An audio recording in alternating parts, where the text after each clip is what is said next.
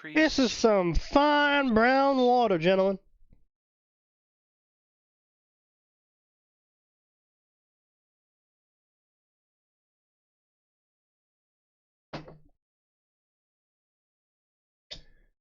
Great, Hello, this idiots opening in makes gray. me. Hello, This Aura. opening makes me want a fucking anime Just instead of this 1 mobile second game. here. Just gotta. Yep. Slide that right on in. Mm. And then pour some of this good shit in here.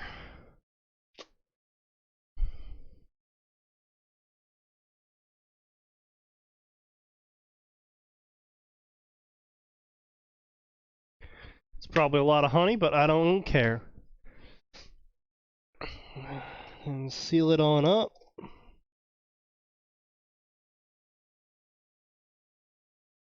I like that Aura asks, "What are you unleashing today?" As if me and Atin get a choice in this. What are we unleashing today? They don't know, and neither do I. That's the best part about it, gentlemen. This is Fanfiction Theater 9005, and let's get going. After I finish shaking up my fortification remedy.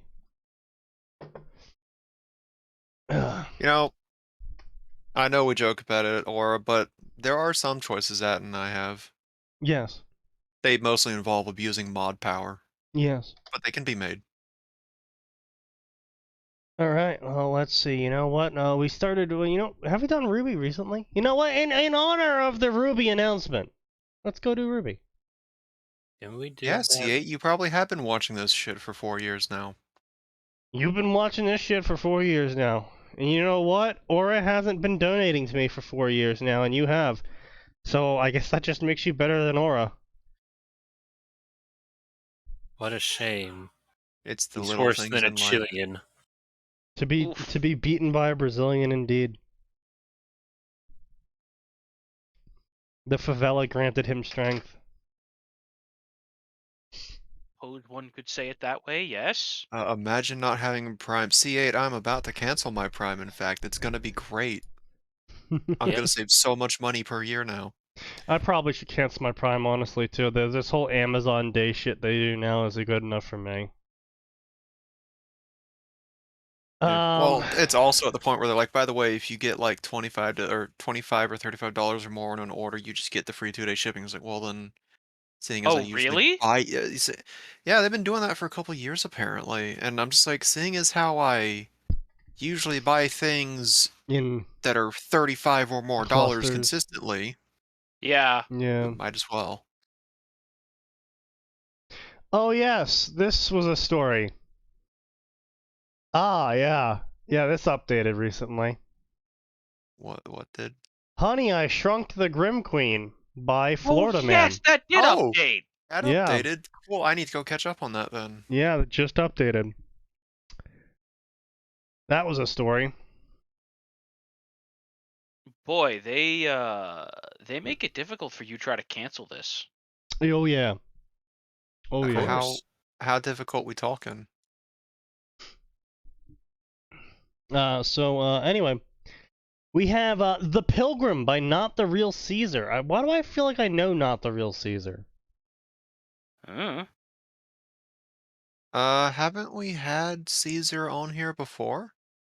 No, we've had an author We've had calling a himself Caesar, but at that's not least. this Caesar. We've had a Caesar, yeah. Hold Yeah, on, let me. I'm pretty sure he mentioned he Caesar. doesn't do fan fiction. He does original fiction, though. Yeah, he's Cesar the writer called the actual Cernex. Yeah, unlike us, he doesn't waste time on fan fiction. He wastes it on trying to be original. Yes, but not getting very far himself either, so I feel better about it. I Oh, don't so know. did He you had guys some know? potential. It was just his spag that was an issue. Though Yeah, that was true. his biggest issue. But that's because he was, what, Spanish, I think? English was not his first language. I remember that much. Yeah. So did you guys hear that Argentum and Raven's Dagger tried to make a podcast? If those names mean anything to you? No, who? So Argentum is a very, very massive name in the fanfiction community, especially on space battles. pretty much any story he posts just has like an instant 2,000 favorites, which is pretty massive for space battles. He is very, very popular, and he used to even got more popular because he used to run this thing called 10 Times, which is where he would post one-shots effectively, but they were less one-shots and more just story ideas about post-Golden Morning Taylor and Worm crossing over into various other universes. Oh, okay, that's fine. Yeah, and so he got very popular because of that, and people started paying him to continue his various story ideas. Ah, that son of a bitch. Yeah, he got paid $10 per 1,000 words. And his queue is so long, he had to create a queue for the queue. $10 per 1,000 words. That's not bad. That's a penny per word. He's made several thousand. He's made several $1,000 from this. Oh, Sneaky, remind me. I have a possible. It's not really a job, but it's freelancing that you might be interested in doing. Always You and interested Gray in money. both. You and Gray both. Okay. So. And then Raven's Dagger is another popular worm writer. So now Raven's Dagger and Argentorum, after becoming popular worm writers, who wrote a bevy of worm stories. Raven's Dagger typically wrote the more cracky, started at the beginning of worm stories. They both went off and wrote Royal Road stories. Raven's Dagger does, what's his story called? Cinnamon Bun or some shit like that? Some fantasy gamer, not isekai, not self-insert story, I think. And Argentorum did a villain and hero from a superpower world, end up in a medieval fantasy isekai.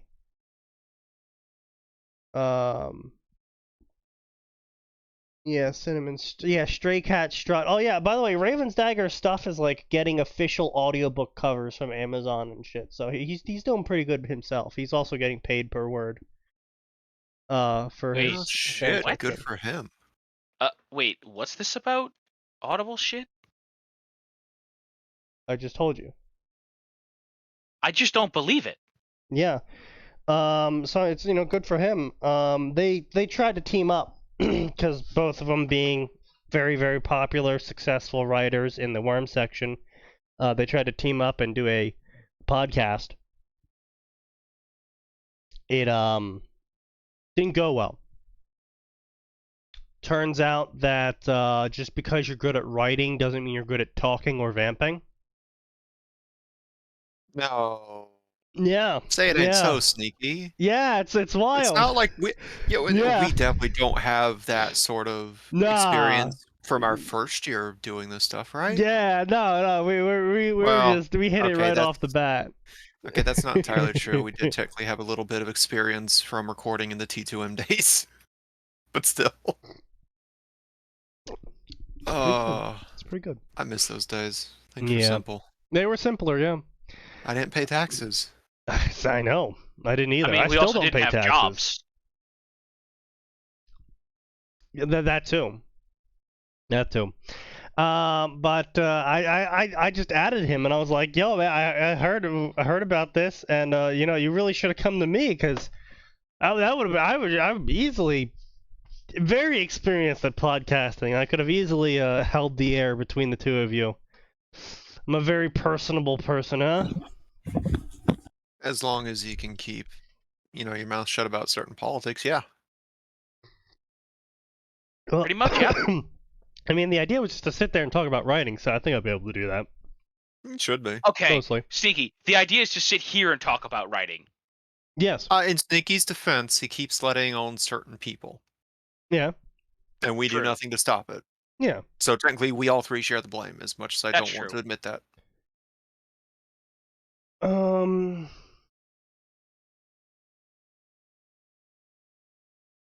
Oh! Oh. Could you be more specific or possibly enunciate? No. Yeah, all right. Fair enough. No, I thought this was a guy I've seen before, but it is a guy we've seen before. It's just we might have covered his stories, but they never really went anywhere because, in his own words, he doesn't write another chapter unless he's continued to be inspired by whatever inspired him to write the first chapter. And people kind of hate on him for it because he's got 20 stories, and like,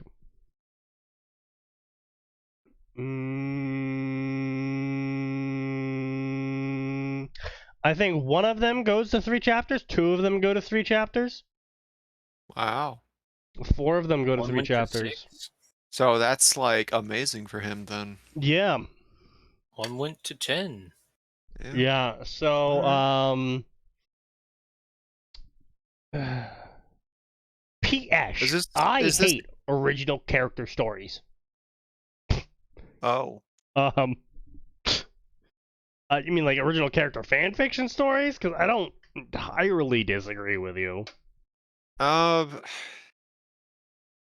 Yeah, he's got to better define what he means by OC story. Like, it's just set in the world and it's all OCs otherwise, or I mean, it's again, I would be or... more or less, I would be more or less interested in reading something like that for, you know, various stuff like Naruto, Ruby, stuff with undeveloped worlds but with potential for an interesting story plot.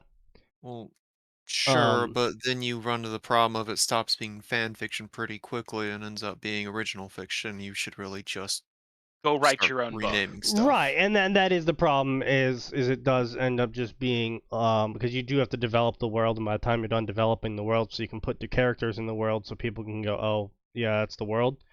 Yeah, you basically are better off publishing your own stuff. Yeah. Also, it's really interesting whether he's saying OC stories, original content or whatever, because I'm just sitting here like, well, how do you find new content to read then? If you don't like new content, then how do you find new content? I've seen so many of them, I now fall asleep from bios. Yeah, okay, you know what? That's fair enough. Harems, Honestly, OP shit. Yeah, fair enough. Bios it's all the same trigger shit. incandescent rage in me now. Yeah. The only way I'll ever read an OC is if they aren't the main focus. I don't mind them being in the background or supporting or anything to make the fic better, but I don't want them to hog the spotlights. Bland, generic, and no build-up.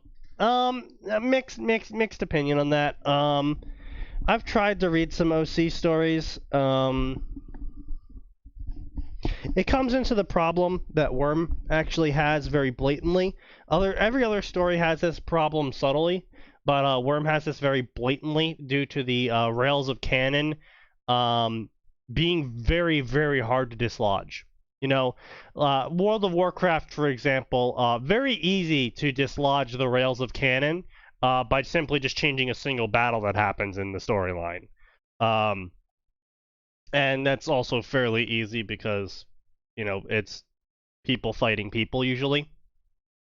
In Worm, for example, though, you have to fight a creature that is literally heavier than the planet you're standing on fighting them in. And you have to find a power that allows you to cut down to the core of that creature, or otherwise it's going to rail you like it does in canon.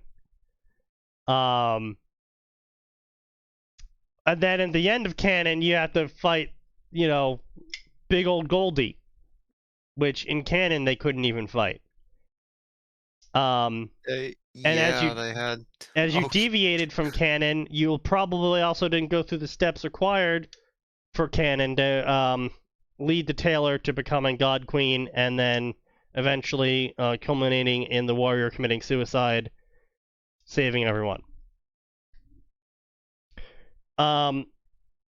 So typically Worm stories die very quickly due to this, because yeah, would it be awesomely cool if Tailor unlocked like alchemist powers from Pathfinder? Yeah, except for the small part where there's several extra-dimensional creatures that are bent on destroying the planet, and she actually can't do anything against them now.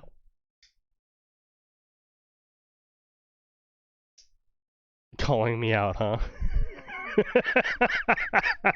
Who's I mean, if getting it makes you called feel out? better, it's not just you. Sorry, My who's getting next, my called next out? character for a campaign is an alchemist. No, I was more making fun of me, but I've seen several stories like that, though, where it's like, oh, this is totally cool power for Taylor to have, and it's like, yeah, it's a pretty cool power. So It's how does cool, she but it how won't help. does she defeat the extra-dimensional alien? Oh, right, them. Oh yeah, that thing. Uh, That's the cool Yeah. part. She doesn't. bibbity bobbity. Who knows? But other stories have this problem where simply changing from the rails of canon will cause deviations. And authors don't really realize that until later because it's not like shoved in their face by like Leviathan. Because that's another part of Worm canon is that this event is guaranteed to happen. There is nothing you can do in universe that makes the Endbringer not attack. It is literally guaranteed to happen at a specific time. No, there was like a specific factor or something that they wouldn't know it, but the author could bullshit something, couldn't they, aside from just hand waving it? What was the factor? Well, see, Something. the Smurg went after heroes that were about to invent something that would make the world a better place. Behemoth went after technology that would make the world a better place. And Leviathan was targeting Noel, yeah. Because what Leviathan did was he would target places that would cause rippling effects to make the world an overall worse place. Oh. Somehow he attacked Madrid. Yeah. So yeah, in this instance, the reason why he targeted Brockton Bay was because he was going to break Noel out of jail. So even though once he got quote-unquote beat back and quote-unquote defeated, Noel would eventually break out of jail due to his actions and then ruin the city even further. Now, hopefully with a bunch of heroes around and a bunch of villains around her for her to eat and, you know, unleash her cancer clones on. Yeah, So, 'cause that was totally something that needed to be made, Wild Bow. yep. Now, to be fair, I think it's an interesting idea, and I think the Travelers totally deserved what they got. The whole like, we should only drink half the vial of superpowers. We should only drink half the vial. Yeah.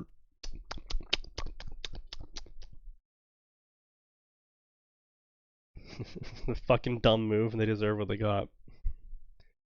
But yeah. So, OCs, Play stupid games, OC win powers, stupid prizes. deviations, they're all quite hard to handle. Obviously, deviations are a little bit less hard to handle in a fanfiction. Because if they still have their canon powers and it's still the canon character, it's going to be a little bit easier to keep it within the patterns that made the canon character originally win against any villains that originally occurred. More or less allowing you to deviate whenever you want from canon than being forced to deviate.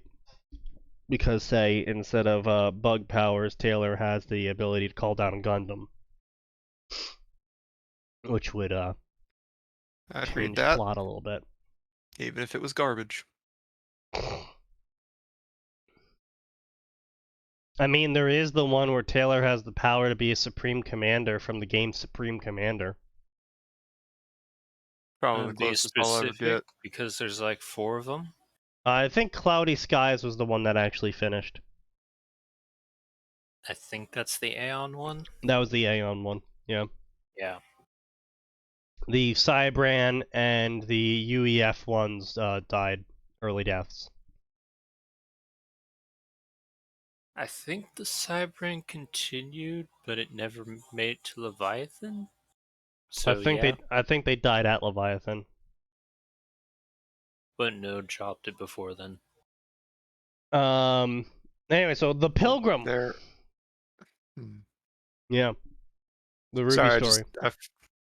sorry, I was just looking at the crossover section. Yeah. There's one crossover for Double O and Worm, and there's 4 crossovers for Gundam Universal Century and Worm. Yeah. Yeah, they're all really course. bad. There's a good one on Space Battles, but Oh, there is a Die Buster one. That was good. It's also a Gunbuster one. Yeah. If you want to go to the original. Oh. So yeah, we have the Pilgrim. John was saved by masked figure who calls himself Pilgrim. Time flies, and then John left Ansel to begin adventure if he wants to be like childhood hero, the Pilgrim. He needs to take same path as Pilgrim to become strong, learn, train, and be legend, known as Pilgrim. Multi-crossover. And other stuff. Yeah, okay, is this in the Ruby section or the Ruby crossover This is the Ruby section, Ruby. yeah. Oh my god. Cringe. Just fucking put it in the multi-crossover section. But then people won't read it.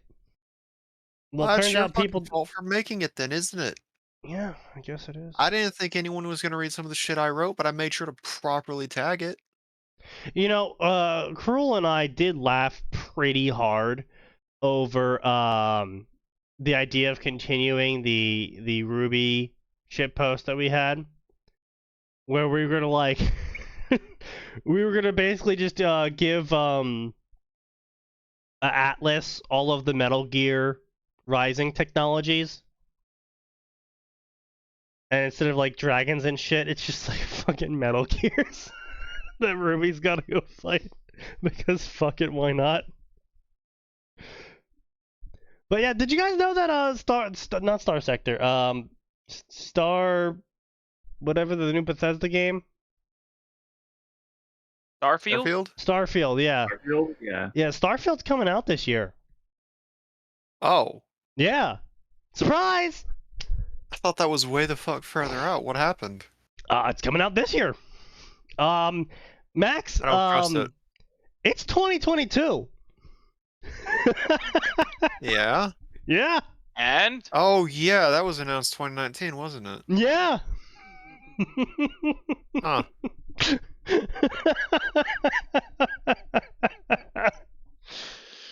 Yeah. Can't wait to see how buggy it is. Oh, it's gonna be. Supposedly they're returning to form, quote unquote, and they'll be returning to a more Oblivion style RPG.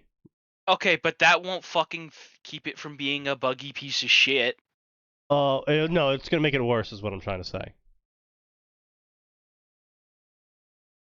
Yeah, it's gonna.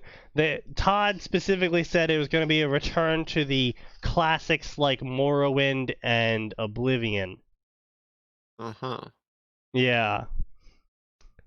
So. Alright, if Starfield has guns and this means I can just make some weird gun amalgamations, I'm all for it. What, that Fallout 4 was actually in truth just a prototype of Starfield? I don't even mean that. I mean like, alright, cool, here's my pistol that fires rockets that then explode into more guns. That explode into more guns. Okay, Gearbox, calm down there. Hey man, Gearbox had fun with those randomized weapons. I love that too, by the way. It's like, yeah, we just give a procedural generation AI access to all the weapons and just let it go. Ah. Okay. We just figured, what happens? What happens? Happens. What's this gun? It's a gun that shoots bouncing guns. Why? That's what the AI made. The deal. General Ironwood reigns triumphant over Salem. What? Wait, hang on. Wait. What? All right. I Did like the plan this. work?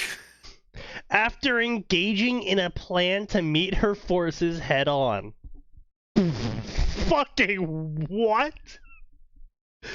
Due to their actions in Mantle, Yang, Blake, and Robin are on trial for treason. I am liking where this is going.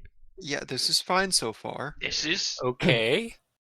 With her own crimes hanging over her own head, Ruby is forced to consider an offer from Ironwood. What? Okay, listen. This may just be because I spent too much time on the internet, but there are exactly 2 ways this could go. Okay, so I'm extremely worried. So A, it's completed. B, it's only 14 chapters. C, 69. Nice. 1,000 words. And it's an angst romance story with the listed characters of Ruby and Ironwood.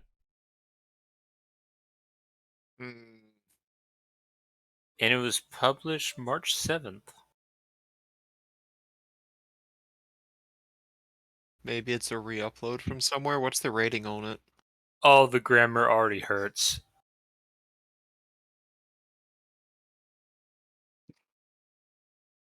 Ugh.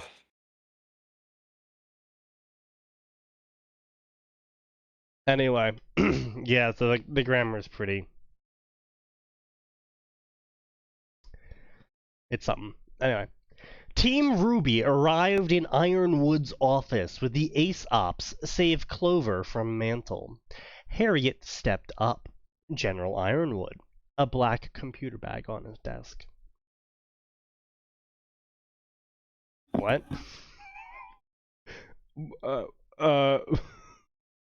Was Harriet a black computer bag on his desk now or something? I don't understand. Oh my god, this is starting. Oh, we're off to a great start.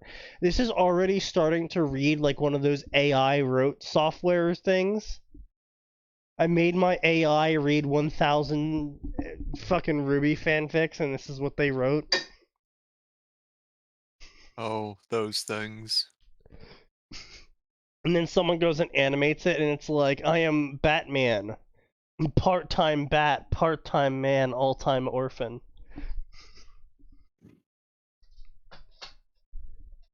You'd be laughing at that. Yeah, that was an interesting comic to listen to someone Joker dub over. dodged the rocket with his funny moves. Because he is a clown. It was it was a clownly power or some shit. Yeah. It was a clownly power, yeah. With his funny moves, it was a clownly power. Alfred, get Robin. Alfred unzipped his pants. It was time to do his duty. Whoa! That's bad. Anyway, so yeah, just a black computer bag on the desk. Ironwood turned his chair to face them. We have made critical error. Hold on, actually, you know what? Why am I reading this? Why am I not getting an AI to read this? An AI made this, and AI is gonna read it, damn it. Oh boy. Well, we really need to set you up with some digital audio cable so you can start piping that thing in through the Discord chat for us. Oh, probably. But I did figure out how to make it, I did get the audio channels working on the stream again. Yeah, so it'll probably come through this time? No. Properties.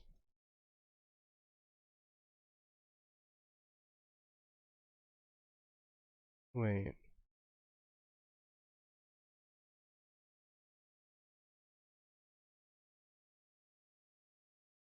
Wait, Huh.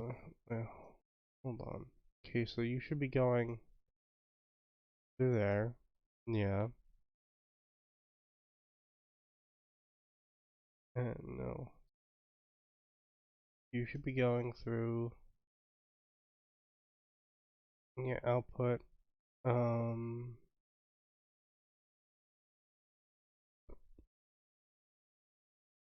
Okay.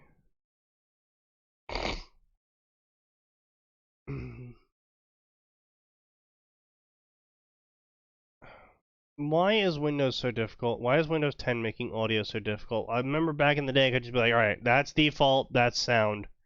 Alright, Max, say some words for me real quick. Okay, sure. Have some words thrown at you. I do not like this at all. Yeah, I don't like this at all. I don't like this whatsoever. Why is that like that? That makes no sense. Why would you do that? So, I have dual channel audio, right? Yep. My Discord sound comes through my headset. Mm-hmm. Okay. My non-Discord sounds come through my headset's secondary channel. So that way I can make sure I can always hear people over whatever I'm doing. Right? Yeah. So I have two audio channels. For some reason, Windows won't let me designate my headset audio channel for voice. It just pipes everything through the secondary channel. So even though Discord is sending audio to the headset channel, the computer is also sending that audio to the secondary channel. Because fucking Microsoft.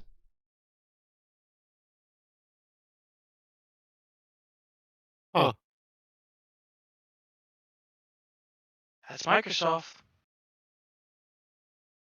And they used to just let me open up this shit. Okay, yeah, here we go.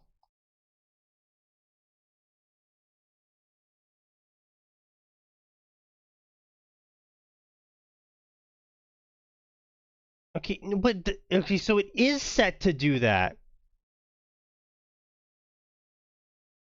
One of you speak again. I want to see if this pops up on here. Doobity-doo bop bop bop. Words, It fucking does. Why? Why? Discord is set to only send communications through the communication default. Why is it purposely rerouting it through the default device? So I did set up everything correctly. Fucking Windows 10's just retarded. Probably. That would in fact appear to be the case. I hate. I have so much fucking hate.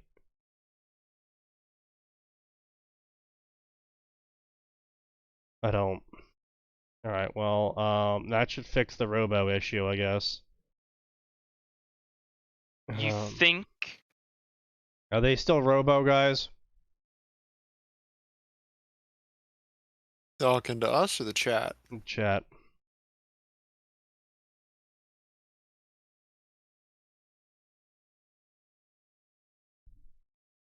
Can you guys even hear them? No. They're good? They're not robotic? Okay, they're not robotic anymore. Well, at least that's one problem fixed. I fucking hate it so much. It's like, I have two audio channels. I tell certain programs to use certain audio channels. And then Windows comes in. And then Windows comes in and it. intervenes. Because it's like, well, no, actually, they said they should use this. Well, I fucking overrode it. Listen, I think you're too stupid to do what I'm gonna tell you to do, so, So anyway.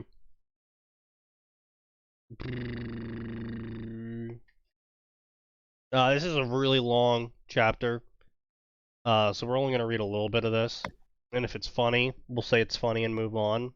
And if it's not funny, we'll laugh at it and move on. I get the feeling it's not meant to be funny. Ironwood turned his chair to face them. We have made a critical error. He placed a queen chess piece made of black glass on his desk. The Black Queen was a symbol Salem showed us before we lost everything. Her way of telling us she was inside. That it was too late. We stopped Watts, we stopped Callows, but someone was here. They put this in my office to tell me that. His eyes widened as he started to realize what was going on. What if Mantle was just a distraction? What if it was just to draw us away from the academy too? Weiss raised a hand as she cut him off. Sir. It's going to be okay. We've got Mantle on our side now, and... How do we know that wasn't part of their plan? He brought his hand down on his desk and stood up. Ruby and Weiss looked at him with concern, while Blake Belladonna and Yang Xiaolong watched intensely. How do we know they didn't want us to bring... What? Or 8. I'm pretty sure this is word for word one of the scenes in the recent volume. It's entirely possible, but he also bought his hand, How do we know they didn't want us to bring people into Atlas by the thousands? Vine said. In trying to save everyone, we left ourselves most vulnerable. Salem has been one step ahead of us this entire time. He angrily slammed his fist down on his desk, denting it. The impact bounced Watt's bag and the chess piece, and the latter fell over and rolled across the desk, with a clatter. Ruby stepped forward and stared at the chess piece. It's glass. The Aesops looked to her, uncertain of what it meant. Probably. Black glass. This was Cinder. She's alive? And she's here? Yang stepped with her sister. Ironwood sighed. Wait. If Cinder... Wait, why is Yang fighting? Wait, hold on. Oh boy.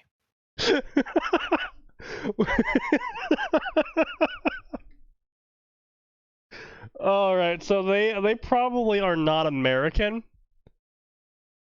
Because they probably meant, Yang walked up to her sister, not Yang stepped to her sister to fist fight Ruby.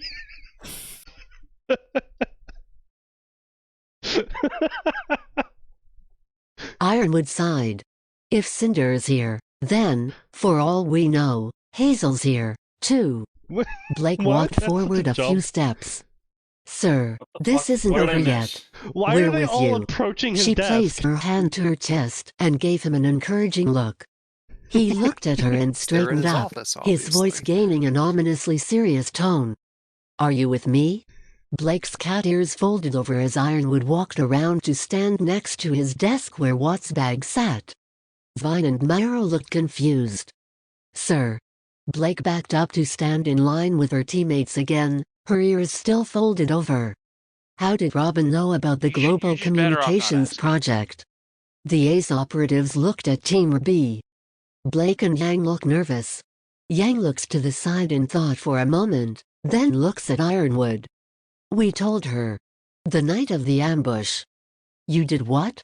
Elm yelled. We were trying to help. Something inside of Watt's bag pushed outward. By going behind our backs? Marrow snapped. Yes, Harriet walked over to Yang, glaring at her. Blake's cat ears are standing up alert. Wait. Does that mean you let her escape? Robin is on our side. Yang yelled. She always has been. We didn't know that for sure. The thing inside of Watt's bag presses outward again. Weiss gripped her head. None of this matters right now. Why is Weiss gripping her head? Loyalty always matters. Ironwood snapped. Suddenly, red tentacles burst forth beside Ironwood, who yelped and moved away as he drew and aimed his white revolver at the seer that emerged from Watt's bag. Everyone else in the room stepped backward with widened eyes. Ruby gasped. Yang brought her fists up and Blake's cat ears pricked straight up in alarm. The seer rises up high in front of the desk, and Salem's voice comes from it. General Ironwood. The seer's tentacles tense and curl up. It trembles, emitting a high-pitched screech as its head cracks. Ironwood watched in fear, backing up against a wall with his gun still aimed at the Grim. The seer withdrew its tentacles against itself, turned over, and dropped to the floor, the red smoke inside of its head fading away. It bounced down the steps, stopping in front of Team B, and black smoke poured from the crack, swirling into the air and forming an apparition of Salem. Her voice echoes out from the apparition as it speaks. The brave huntsman and huntress's bested Arthur Watts, congratulations. Weiss, Blake and Yang stare at her in fear. Ruby spoke up without fear. We stopped Tyrion, too. And we'll stop Cinder, and anyone else you try to send here. Dear girl, their goal was never victory.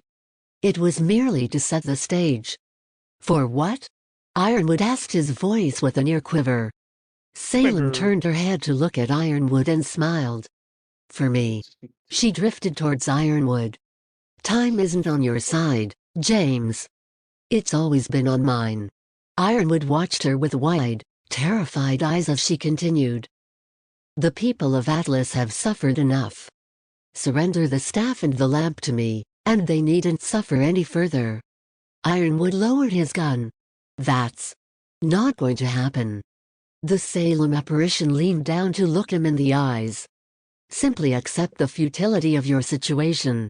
She showed him a soft, gentle-looking smile and softly said, and this can all be over.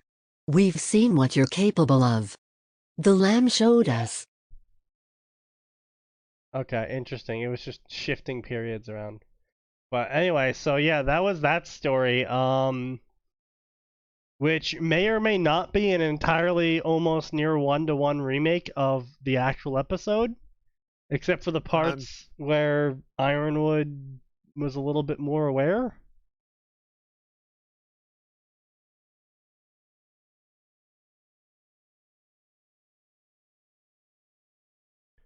Oh yeah. Yes. Oh yeah. Oh yeah. This is the episode where Ruby got your mommed by Salem. The narrator makes the story 10 out of 10. Indeed.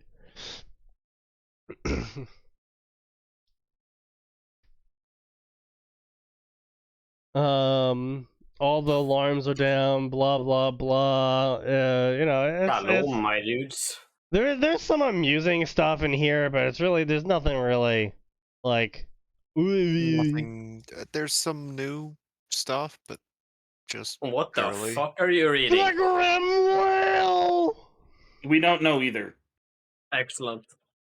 Oh, so basically, this is supposed to be an AU of one of the later season 7 episodes, I believe. Where Ironwood just decides to go out and man-fight Salem and wins. And so the big betrayal that Team Ruby did to him, he was like, alright, well, because I just fucking won, you fuckers are going to jail now for terrorism. Based? What the fuck? Yeah, that's what we said. That's why we clicked on the story. Excellent. That's how it should be. Ruby has been fixed. Indeed. And then what got creepy was the following part. Is Ruby is also being charged with terrorism, but then Ironwood calls her up and is like, "Hey Ruby, I have a deal for you." And that's where the summary ends. But then the other tags on the story kind of give a bigger picture, and it's a picture none of us really wanted.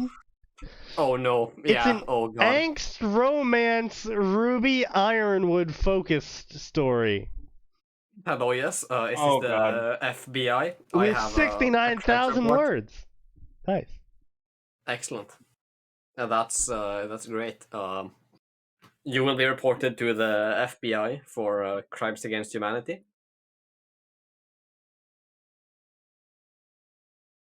Good God. You know, I'm really glad I'm already drunk, but I'm gonna get drunker, so yeah, that's a good choice. Boys. Cheers, I can drink to that. Yeah, I'll drink to that as well. I love we got fucking Team Ruby apologists in the reviews. Oh no. This is a weird premise. It's almost like you're saying Ironwood is right.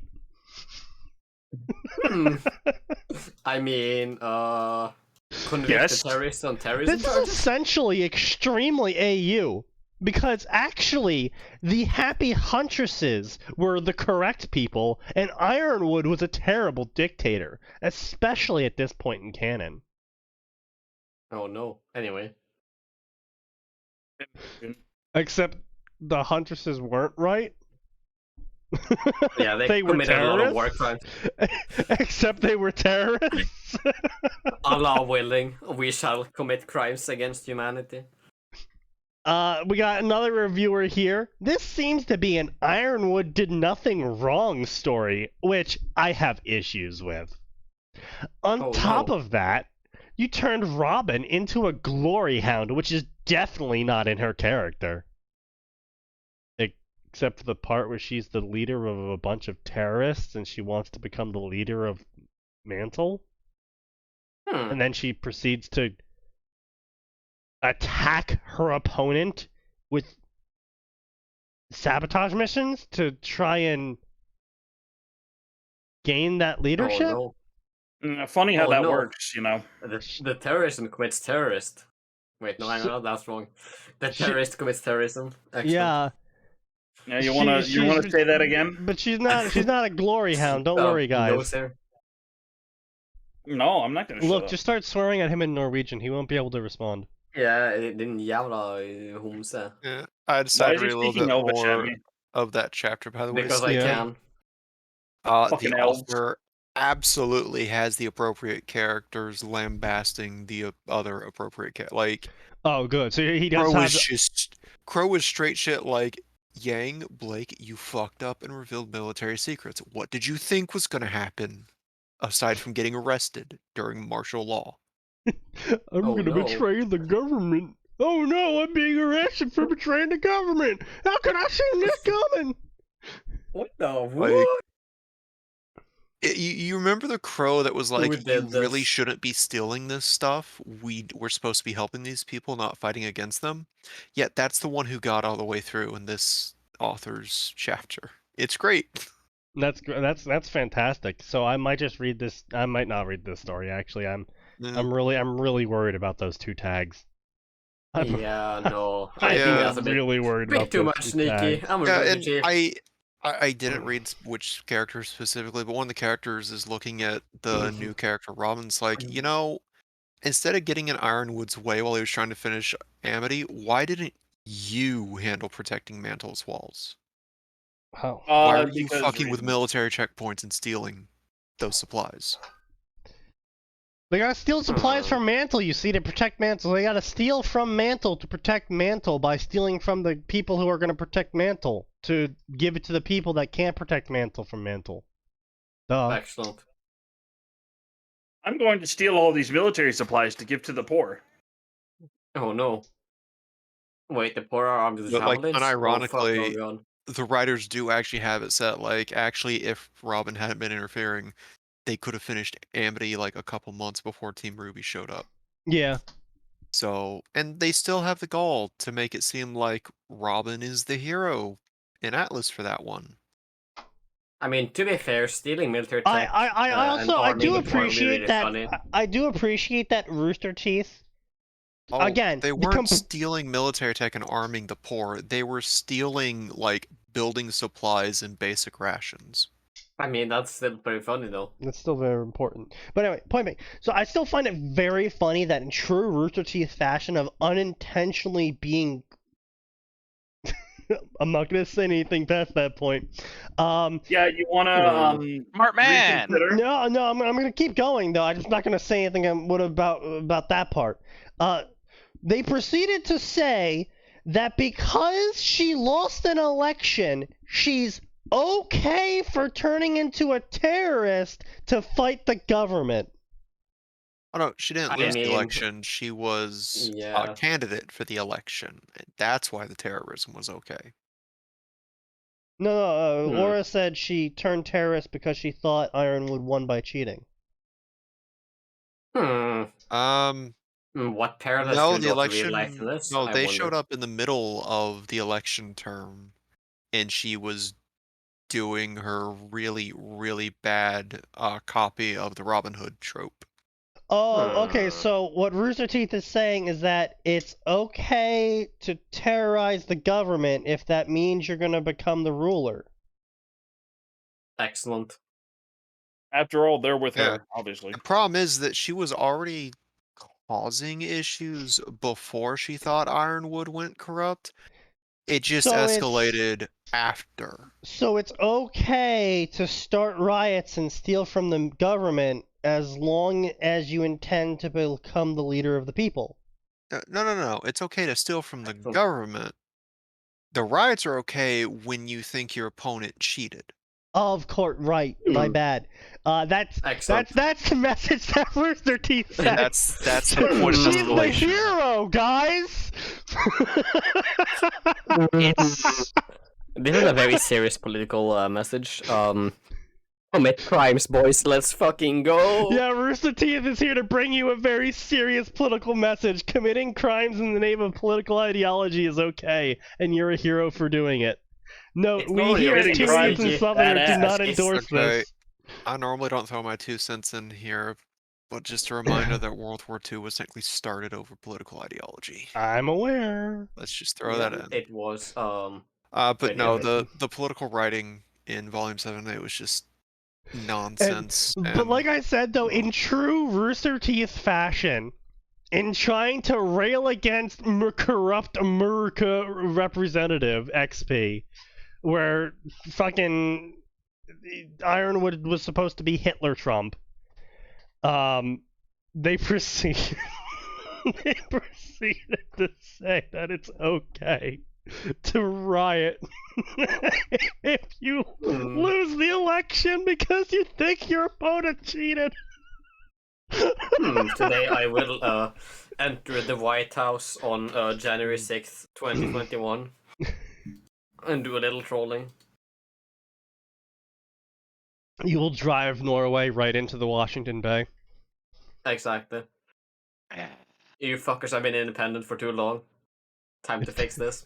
It's time to raid our countryside. Yeah, no, Exactly. there were a couple other variables in there, Aura, but like it really can be boiled down to she was already stealing things before. In the middle of the election, she was already stealing things, and at the end, she starts justifying she starts justifying riots and whatnot due to belief of corruption.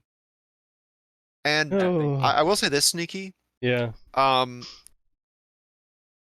The initial riots that occurred in Mantle, at the end of the election, they were almost justified insofar as all the heating had been turned off in Mantle. That's fair enough. So, yeah, that's fair enough. Well, here's what the riots were.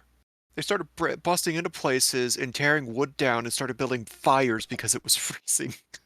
Fair. So, for some reason, I think they also tore apart some of the robo-soldiers, and they started burning as well, which is worrying if your robo-soldiers can sustain a flame. Well, no, you see, the robo-soldiers were made of lithium. It makes sense if you don't think about it. Oh, right, silly me. Those were the fire starters. Yeah, I'm an IT, I should know that. They were made of the same material Penny's head was made out of. Oh. Jesus, Sneaky.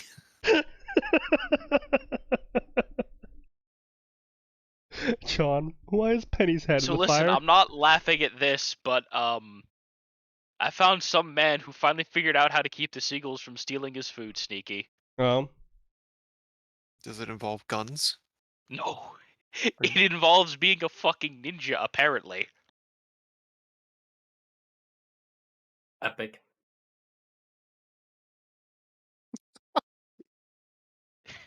All right. If you open the original, there is in fact some audio of that pissed off seagull. Oh, I should tag Tweety for this. That is indeed a seagull he caught. Yeah, that's something. Anyway, yeah. So apparently, according to this reviewer, Robin's not a glory hound. Okay. Okay. Plus, it seems really odd to me that Crow would kind of just tell Yang she would have to suck it up and take her punishment. No? Yeah. Yes. That's not odd at all. That's exactly really what odd at Crow would all. say. That's what a responsible member of society. That's what Crow's not really a remember respectable back in member like of society. season 6 where Crow said, "Hey guys, maybe we shouldn't steal the military plane and then fly into a lockdown country," and you all said, "Shut up, Uncle Crow, you're just an alcoholic. Your opinion doesn't matter." I mean, I'm pretty sure that Crow at this point is going to be like drinking and just be like, "I fucking told you shouldn't have done it." Allah willing, the plane shall hit its marker. He tells her that her punishment, he tells her the punishment for treason is death, but Crow would sooner murder Ironwood than allow that to happen. I don't know. They did a pretty good job of alienating Crow by the end of season 7. Well, the thing is that Crow definitely seems to take his familial ties to the girls seriously. I don't think he'd murder Ironwood, but he would definitely be pushing for, like, if you can't get them something less than death, he might be willing to help them escape, but I don't think he'd go and murder one of his oldest friends. Yeah. Probably not. Well, frenemies, I guess, but either way. Basically, I get the feeling that you think Ironwood was right for some reason in Volume 7 and 8. Because he was. Unfortunately, from a logical perspective, yes. Because he was. Listen, up until he shot one of the counselors, he was right. Him shooting the counselor was meant to be the turning point, but I still supported him up past shooting the counselor. No, the problem is that, like, aside from that, he was right in almost every other regard. Him shooting the counselor was the step too far. No, I think that's pretty acceptable. Sneaky. You're talking for a normal person. Not even. No, Sneaky, that wasn't. Except that. You know what, Sneaky? That's based. I agree with you. You shut your fucking mouth, you drunk. Yeah, no one cares about your opinion. I could drink to that. The problem is that the council was just like, could you explain what's going on so we can try and calm the people? And he just pulls the gun and shoots. Like, wait, no, hang on, Rusi. Okay, that's a bit much. Yeah, that's a bit much. Like, the reason... Okay. I agreed with nearly everything Ironwood was doing, aside from shooting the counselor, because the counselor was like, we just need to know what to tell people. And then he just shoots them. Because the writers don't know what to do. You thought Ironwood was right, and you wanted to write a story where Ironwood was right. But since, objectively speaking, Ironwood was not right, then you kind of have to make everyone act out of character to make Ironwood right. They made the entirety of Team Ruby act out of character to make Ironwood wrong! Yeah. You act like Rooster Teeth has cared about character interaction in any way. This dude straight up sitting here being like, Ironwood was wrong. You know, in all honesty, I would have appreciated just someone shooting to Scene of Salem, just sitting in the well. It's like, cool, they're doing my job for me. I could just sit back and chill. As they literally do her job for her. A latte. This is Volume 6 in own words. Team Ruby literally was doing Salem's job for her. Literally, yeah. They literally destabilized the continent for her. I'm just waiting for Yang and Blake to come out and be like, yes, Salem actually contacted us earlier and she said that she would make homosexuality legal if we betrayed the human nations. So we're working for her actually. Psych. GG. Yeah, they won't do that because then that would make gay people mad. And they can't possibly be villains ever, according to Rooster Teeth. Inshallah. What about Torchwick? Wait, is he gay? Could have fooled me. Is that from the novels? I mean... He's flamboyant enough. Okay, but that literally means nothing. Like... Yeah, no, I've met It's just based off anime. A dude with style does not automatically mean gay. Yeah. I mean, depends on who you're asking.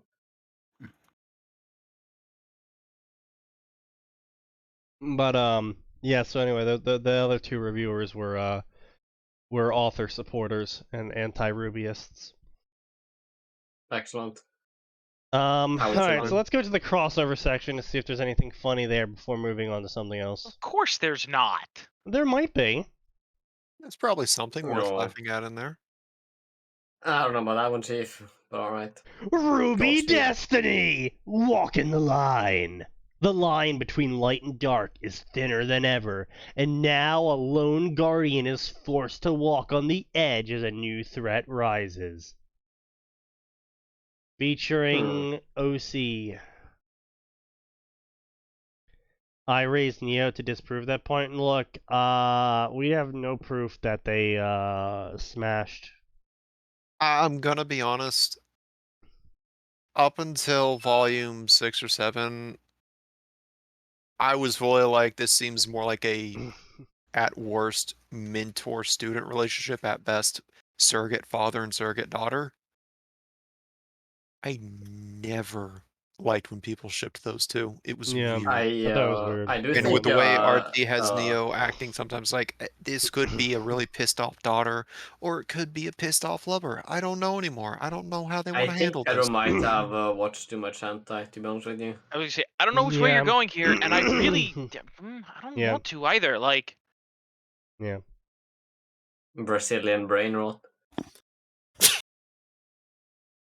Our Hero Academia Arc 3, taking the next step, a Ruby My Hero Academia crossover. Just when the students thought they could wind down from USJ, they are informed that the sports festival is happening. For the kids to be recognized by top-tier hero agencies, they must give it their all in the tournament. All the while, a blood-soaked shadow looms over Hero Society, deeming it wicked and unfit to be called such. So, literally, it's just Team Ruby in My Hero Academia. With Excellent. no changes whatsoever. Yeah. Please check your mailbox, Mr. Author, because there's a delivery for you. I mean, his name's Blue Dynamite, so... Exactly. Transformers Ruby crossover. Good God. No. An excellent response. Bleach Ruby crossover. Okay. I am going to drink bleach. Please Requiem do. For You a would probably Hollow improve the world. Rose. Allah willing. Alright, so I'm gonna drink a little bit.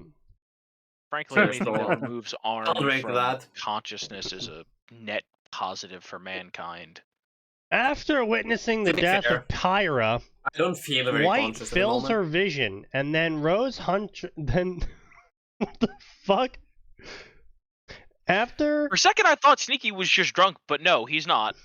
After witnessing the death of Pyra, White fills he her wants to vision, and the Rose Huntress finds herself in desolate, bleak place.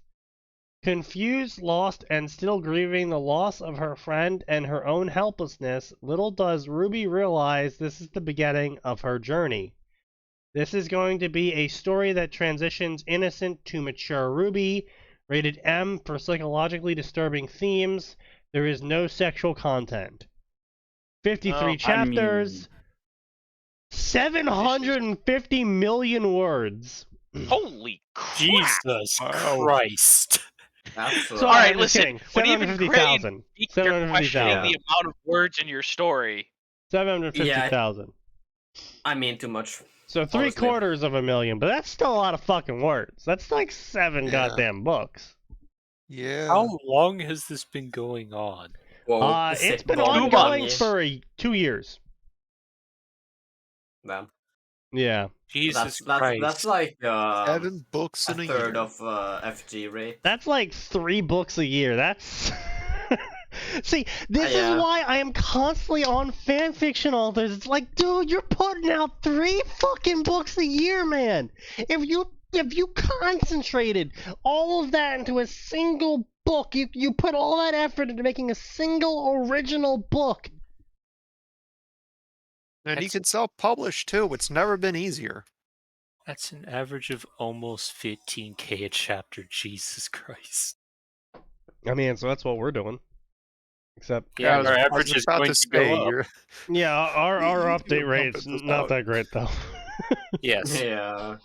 The average per word is going to go way up with this chapter. Jesus. Yeah, we're already at what, 20k, and we're missing almost 3 to 20k. Yeah, we're at 20k, and we're missing 3 to 4 scenes, and I haven't only edited like the first 9 pages. Yeah. You haven't finished the first section for editing. Yeah. Great. This is gonna might take a while, gentlemen. A long while. Allah willing.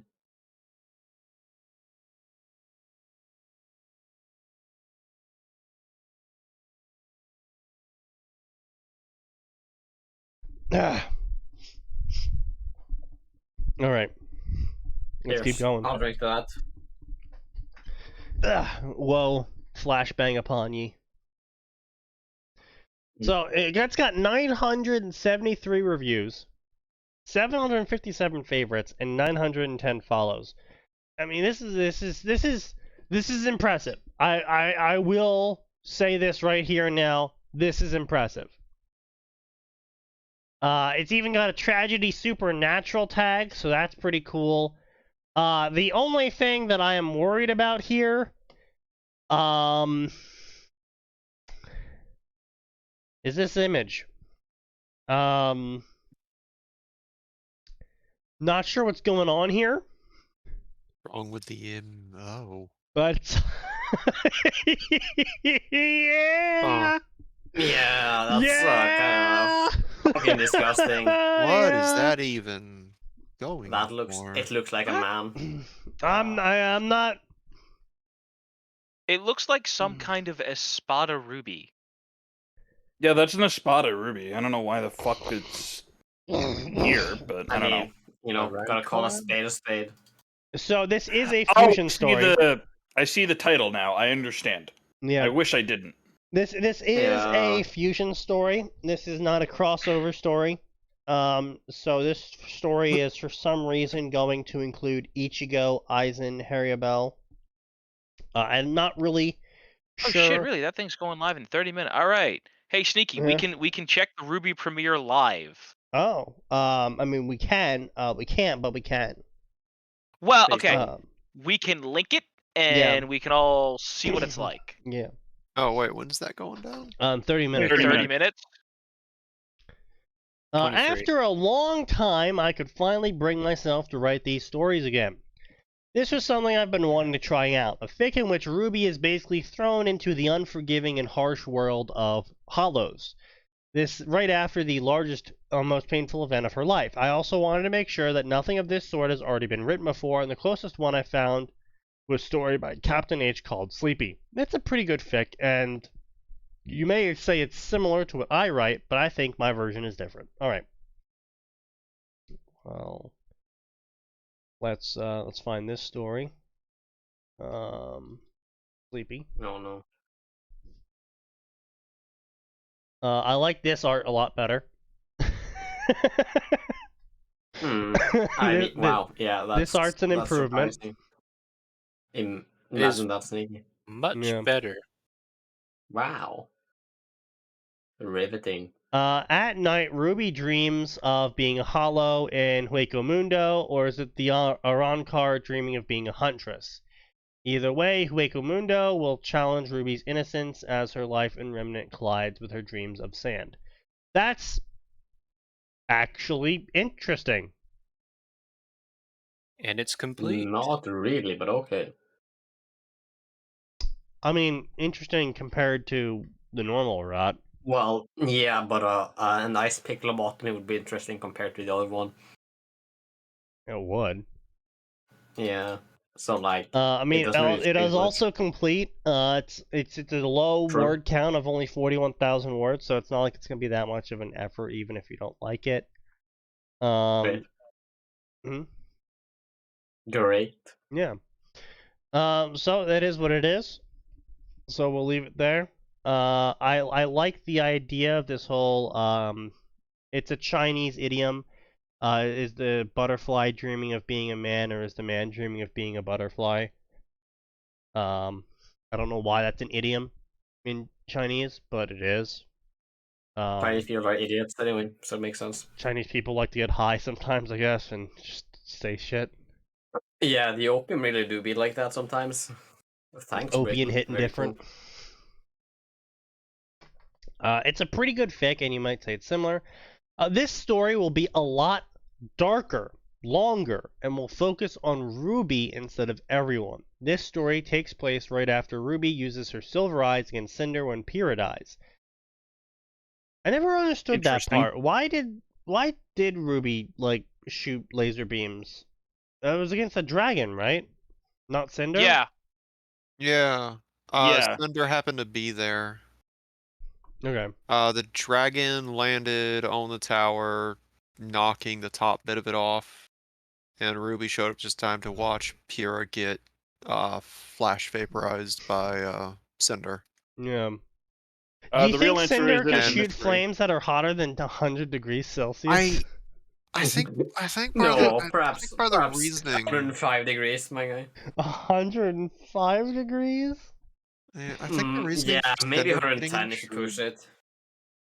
I think Cinder had a Grim infused into her, so that's why half her body also got fried. Yeah, she did. So I thought she didn't get the Grim infused into her until after that. No, she had another one. Parasite in her left or right arm. Here's the question, boys: does Cinder own an air fryer? No, she is an air fryer. She is an air fryer. Clearly, you don't own an air fryer. Actually, I do. Not funny. Oh shit! Didn't laugh. Yeah, we do as well. I'm not sure what you're going for with this one. I'm gonna blame my drunk brain on this one, but I definitely did just imagine placing Cinder on a counter and then giving her uncooked chicken. Excellent. Great. She's staring at you. So she can air fry it for me. Like, what the fuck am I supposed to do with this? Right, retard. Pokes boob. It instantly fries. Excellent. It's a very simple machine. True. And what does this machine do? It will kill you. Anything else? Yeah, no, I just got a new machine added to my house. It washes dishes, cooks food, cleans the carpets. A woman? A wife. Jesus fucking Christ. Very 1950s of you. Wow, yeah, that was Sneaky's joke, not mine. Fuck off. No, it was yours. You chimed in first. You could have just said nothing, which I understand is very difficult. Sneaky set it up. I just knocked it down. Okay, come on. But Arn, that's still your problem. Yeah, yes, well, I don't care. Sneaky built the house of cards, but you're the one that tipped it over. Yeah, and in the Bleach universe, this story is taking place quite a while before Aizen ever enters Hueco Mundo, meaning at the time there is no Iran cars. Actually, there is 2 Iran cars? Yeah, there should be 2. There's at least 1. Angry King Man. No, Angry King Man actually wasn't an Iran car. Oh, right, he wasn't, was he? but Stark was an Iran car, naturally. Sneaky, here's a question. I think. What if Aizen was at the Waco? That's why the ATF hit him. You know? Exactly. True. Yeah, Stark and Ukiora, I believe, were Iran cars. Goddamn feds. It's possible. Yeah, my memory of Bleach is not that great, but I do think there was at minimum 1. Before all this? Before Aizen? I remember, the barest bit of plot for Ruby, Bleach. Yeah. Initially, I only wanted to experiment with a Rule 43 story, meaning a story in which an innocent character goes through immense amounts of trauma. Of course. Why is there a rule for that? Of course, that's a rule. Why wouldn't there be a rule? Because there's terrible people out there.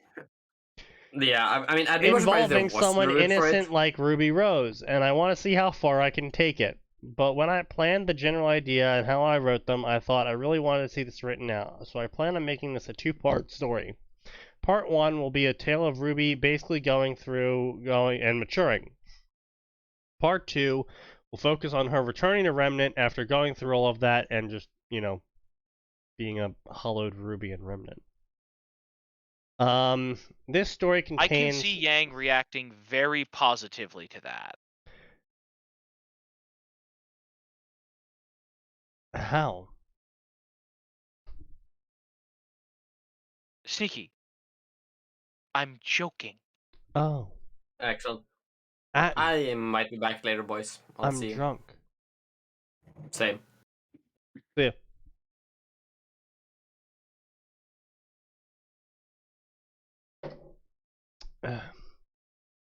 Warning, this story will contain psychologically disturbing scenes, such as torture through experimentation, which, to be honest, was already present in Bleach, mental trauma, PTSD, and so on, but there will be no graphical violence or sexual themes. This story is written for the troupe of Corrupt the Cootie, where Ruby goes from frolicking and innocent to mature and adult-like. This story will not be for everyone, so if you do not like the premise of this story, I suggest you turn back now. That's possibly the most lightest don't read I've ever had. It's actually quite polite. Yeah. She outlined pretty well that this might not be your cup of tea because this is what I'm aiming for with it. So I appreciate it. Point.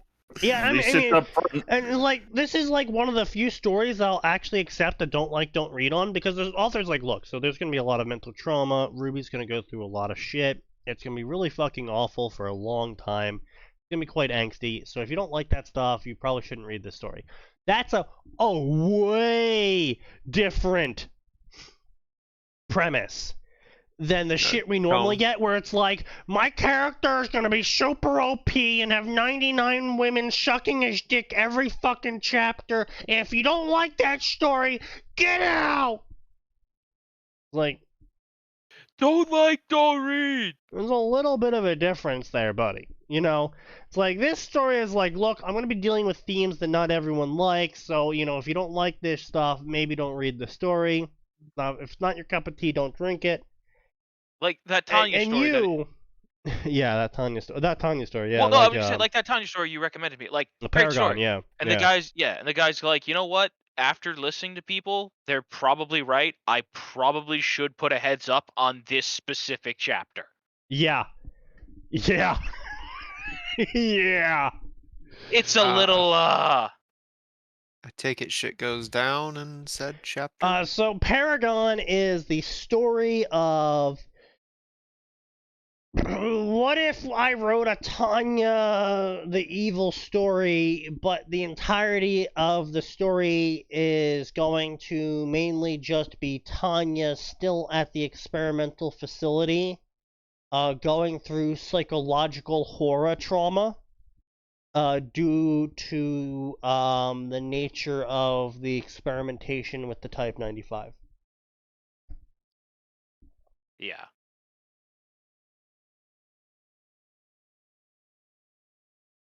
Where I'm going to be generous and oversimplified and say that Tanya is effectively tortured mentally, and then as she's being tortured mentally, if she doesn't remain stable,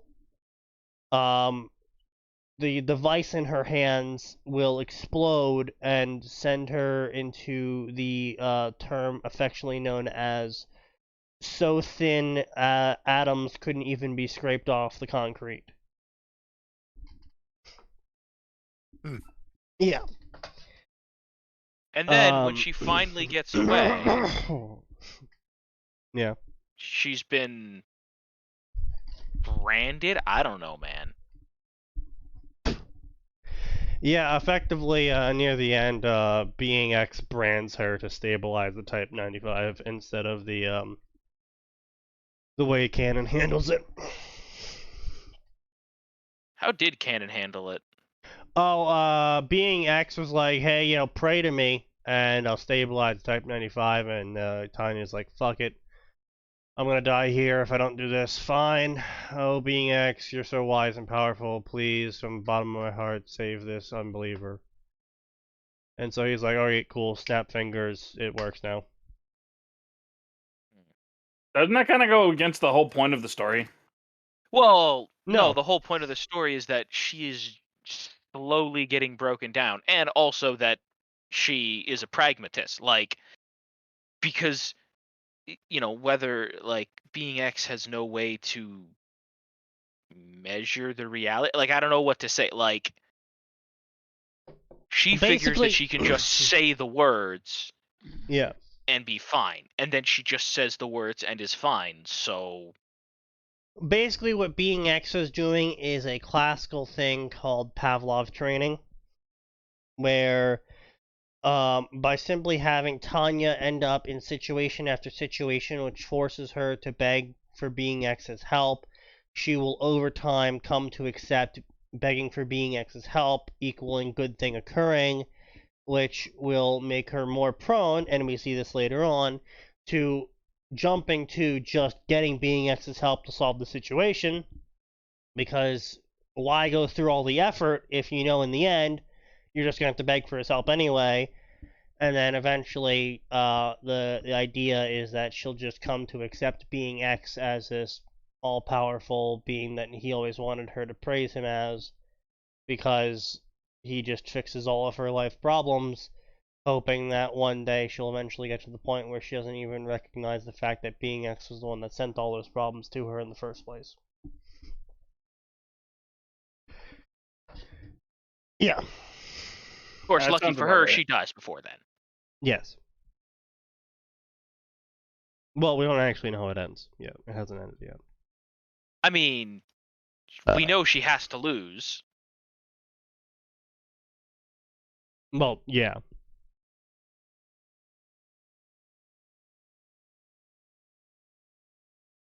Honestly, there's no satisfying ending to that story. Like, here's the thing. I just wish that he hadn't had... Right? Because it's just one little scene that you could just cut out with Shugel sitting in a church going, we lost.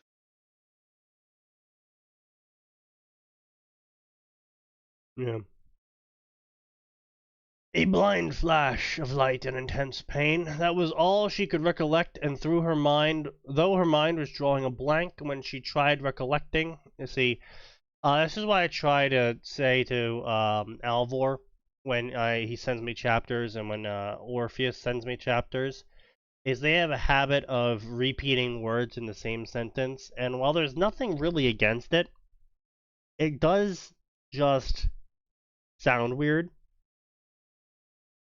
To me, at least. You know, all she could recollect was the things that she could recollect. It's like, well, why are you saying that twice?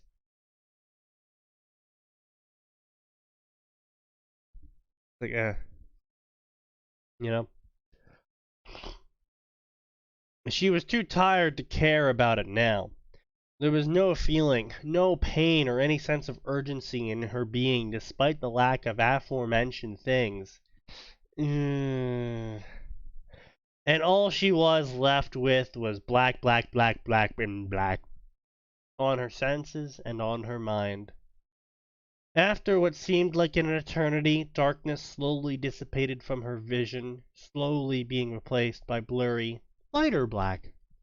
Soon, the lower half of her vision was filled with a much more forgiving, lighter color, which she confused with white at first, but the grainy texture of the color indicated that it might just be sand. That can't be right, she thought to herself. Sand was supposed to be yellow, not white. Well, actually, sand can be any color, but we're not going to get into that. The tiredness soon caught up with her, although she was still confused as to why she felt so drained out in the first place. She had the distant feeling that she was supposed to be alarmed about something, but the urge to just drop was just too much, too sweet, too alluring to ignore. Whatever it was, it could wait. Right now, she just wanted to sleep.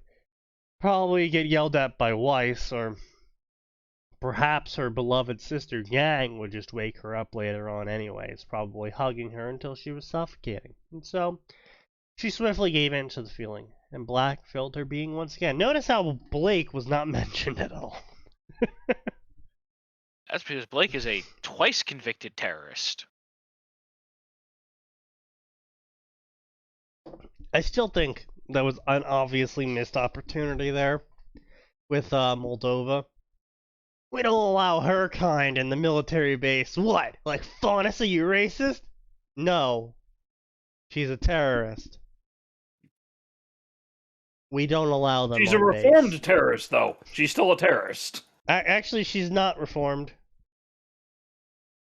Yeah, that's a good point. Up until, I mean, yeah. Up until she's that point, directly responsible. No, not even up till that point, Sneaky. She was directly responsible for the robot on the highway. No, I know that, Max, but I'm saying up until that point, she had not denounced the White Fang. Oh yeah, she kept refusing. She had never denounced the White Fang. She just said, "Why are you working with this human?" She didn't say what you're doing is wrong. She said, "Why are you working with this human?"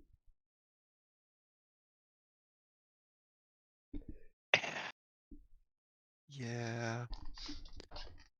So, and then there was the whole terrorism incident with the explosions at the port, and then there was the terrorism incident with the explosions in the center of the shopping center where a train burst through the ground. And then there was the other terrorism incident that she was involved in with the explosions where the Rogue Atlas mech crushed a bunch of cars and destroyed the superhighway. And then there was the other terrorism incident she was involved in where a beacon burned down. And then there was the other well, she still did not denounce the White Fang?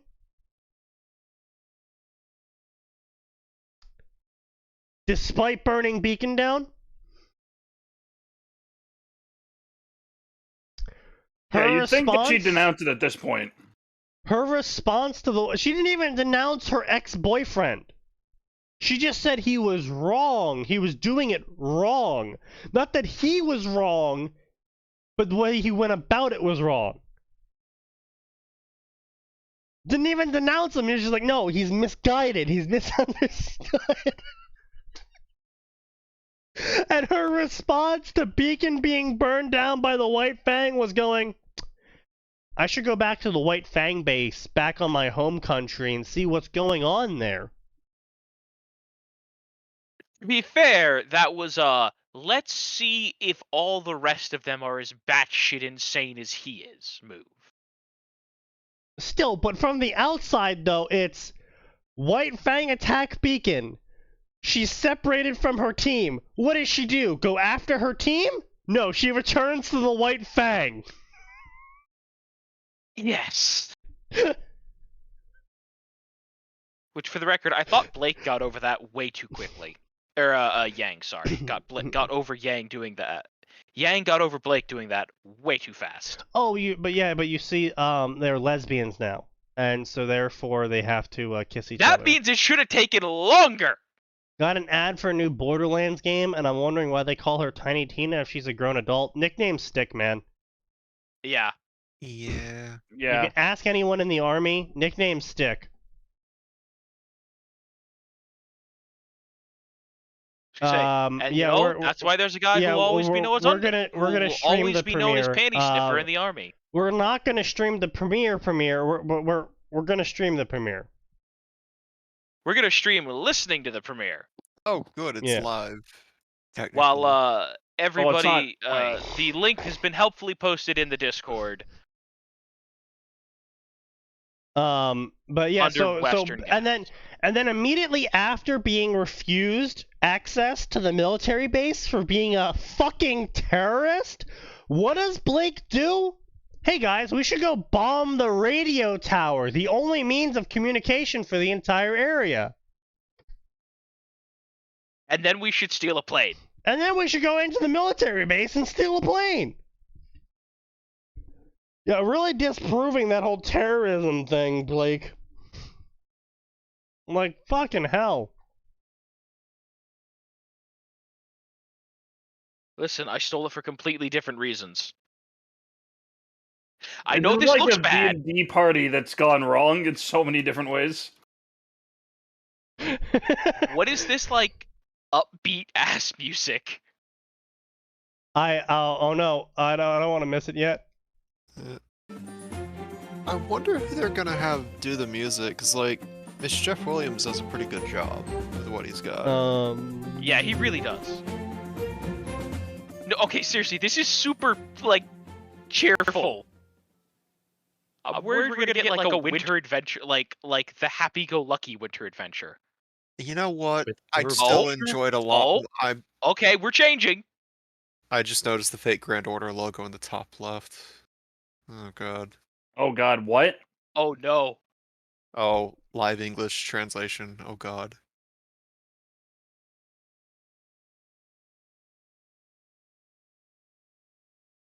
Oh.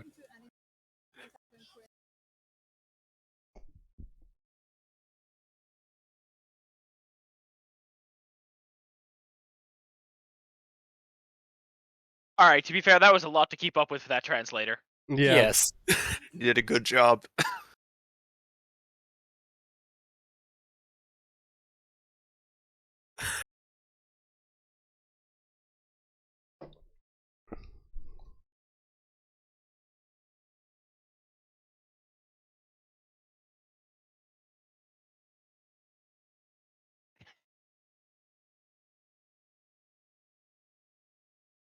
We better get like a trailer tonight.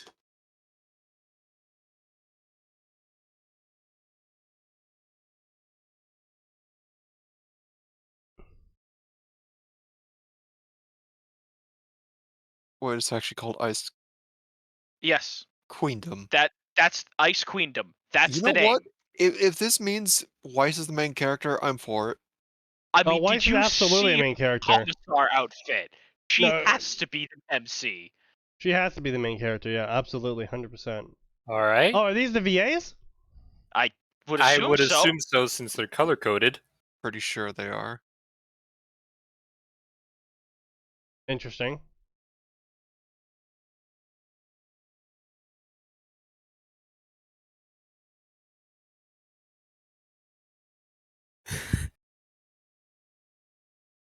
This is a little bit trippy.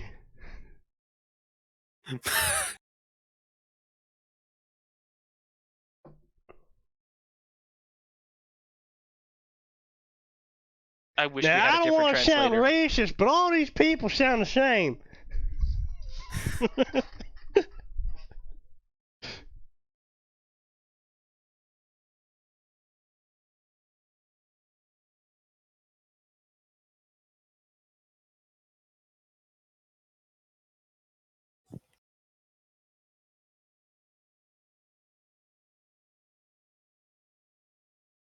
I'm really loving. I'm sorry. I really love that outfit. I really do. Yes, I do like Weiss's absolute. Just.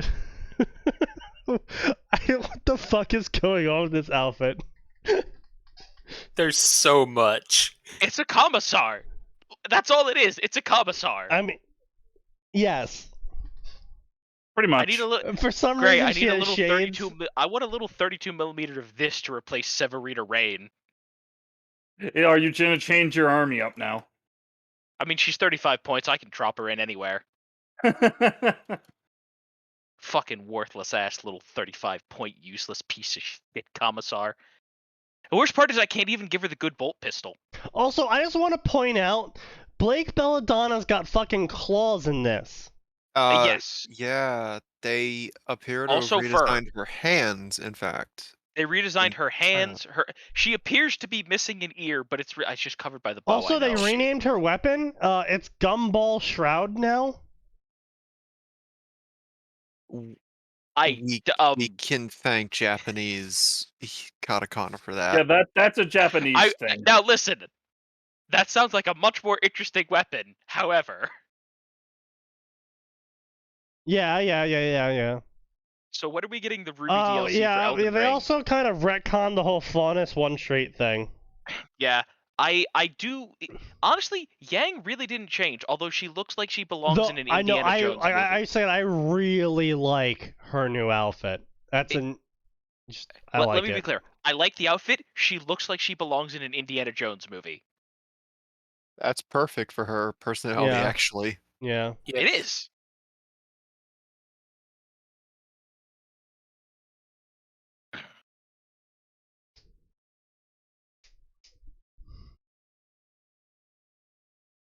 Oh, these are all the original voice actors for the dubbing? The Japanese dub.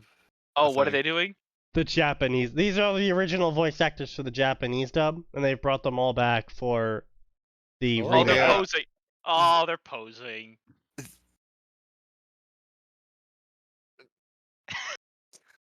Oh my god.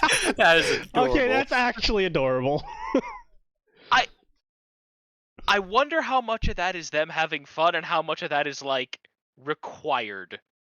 Yes. I think it's honestly 50-50. Japanese VAs are super weird sometimes. Yeah, the Japanese VAs are pretty eccentric, so...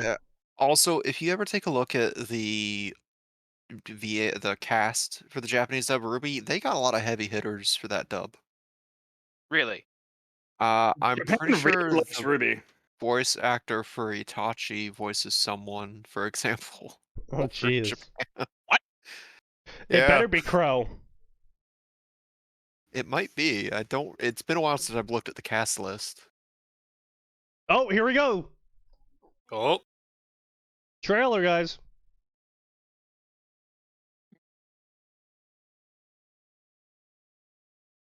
Oh. Okay. Those are the old outfits. Ooh.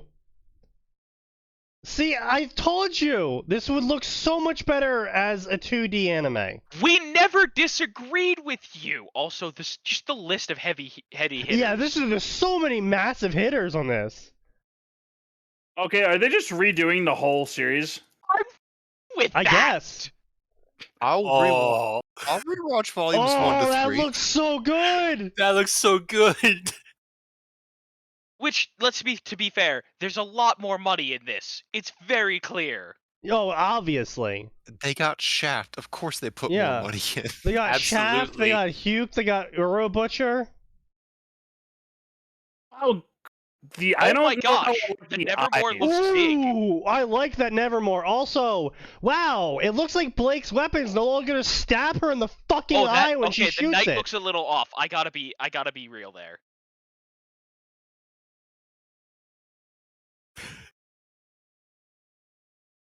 Oh, okay. Yep. Okay, she yes. All right, let's go. Yes. This looks so much better. Everything in here just looks so much better. Yeah, goddamn, so menacing right there. He's supposed to. He's a demi-lich.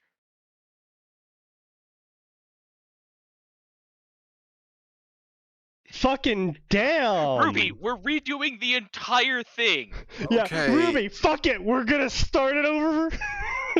Oh.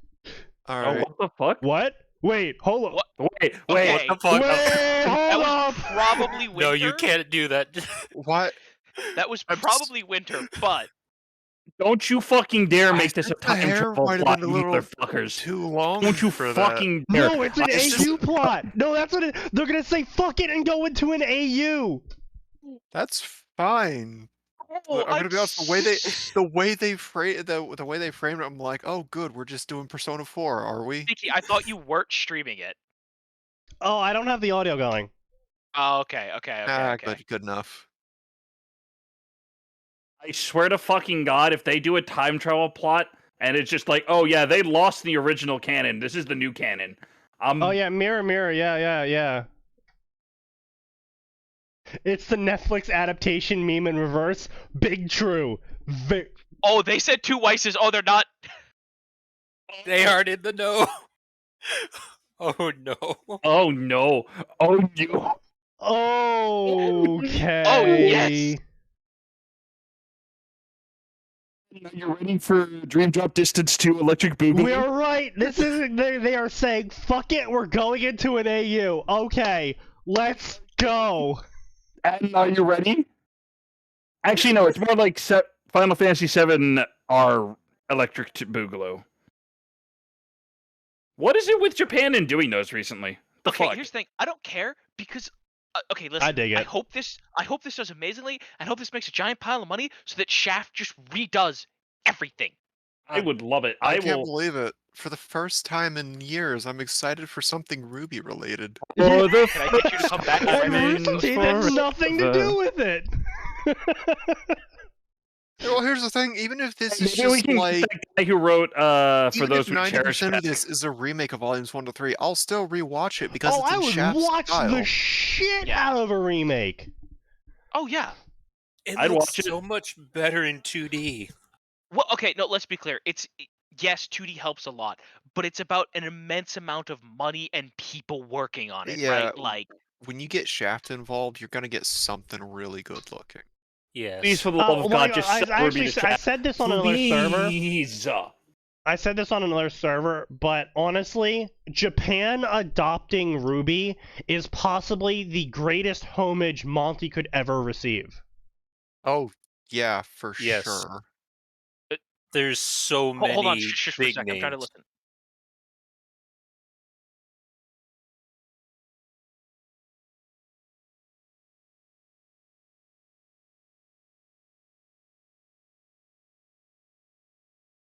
Oh God, it's a message. Oh no! Keep your mouth shut. Please. Oh. No one likes you. Who? Oh, Miles isn't here. Miles isn't here. Miles Luna or what? Why does Carrie look like a hobo now? Probably because he has no money.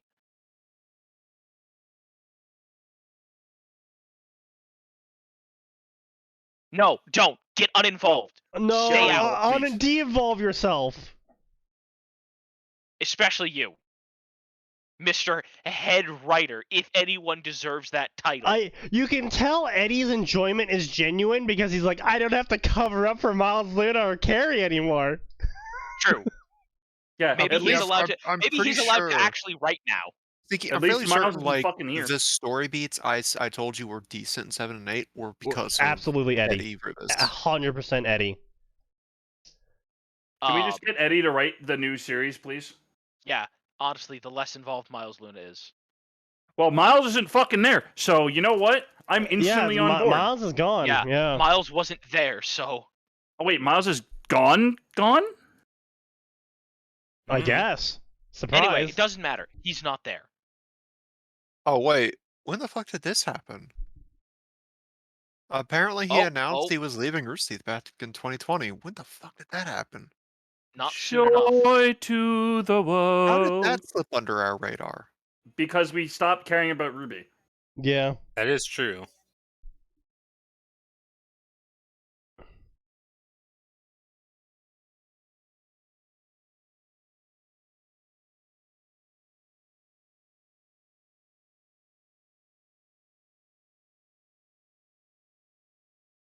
I'm hoping they actually have some anti-faunist racism in this anime instead of that one-off poster to the side for 5 frames one time. Yeah. Yeah, to actually justify... To actually justify terrorism, yeah. Tension. Eddie's done some stuff in the past. Like, he's not... he's got a couple writing credits under his belt. Yeah. I don't remember off the top of my head. I have to look the man up on IMDb.